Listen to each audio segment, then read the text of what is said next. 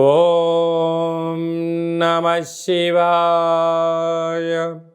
ఓం నమో నారాయణాయ. కర్మ నివారణ నరదృష్టి నివారణ కాళభైరవాయ నమో నమః. సంచిత కర్మ ప్రారబ్ధ కర్మ ఆగమిక కర్మ నివారణాయ నమో నమః. ఓం శుక్ర అరిష్టేతు సంప్రాప్తే శుక్ర పూజాంచకారయేత్.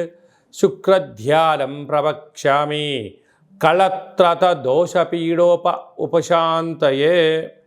మా ఛానల్కి స్వాగతం. చూస్తున్న వీక్షకులకు ప్రేక్షకులకు ప్రియ కాళభైరవ భగవద్బంధులకి స్వాగతం పలుకుతూ మమ్మల్ని ఎంతగానో ఆదరిస్తూ ఉండబడినటువంటి ప్రియ సోదర సోదరీమణుల అందరిపైనను శుక్ర భగవానుడి యొక్క ఆశీస్సులు ఉండాలని కోరుకుంటూ అందరినీ ధనకనక వస్తు వాహనాలతో నిండు నూరేళ్ల ఆయురారోగ్యాల చేత విందులు వినోదాలు ఆధ్యాత్మికమైన కార్యక్రమాలు అన్నింటా విజయం సాధించే శక్తిని ఐశ్వర్యాన్ని మనశ్శాంతిని ప్రసాదించే శుక్ర భగవానుడు మిథున రాశిలో సంచారం చేయడం జరుగుతుంది.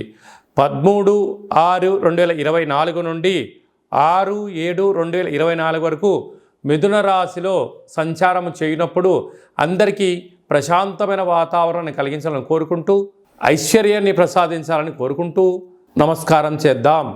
మకర రాశి వారికి 6వ స్థానంలో మిథున రాశిలో శుక్ర భగవానుడు సంచారం చేయడం వలన కొద్దిపాటి స్వల్పమైనటువంటి రుణ సమస్యలు రోగ సమస్యలు పొంచి ఉన్నాయి. కనుక సమయం ధనం రెండు చాలా విలువైనటువంటిది. ఇవి వెళ్ళిపోతే తిరిగి రానటువంటివి.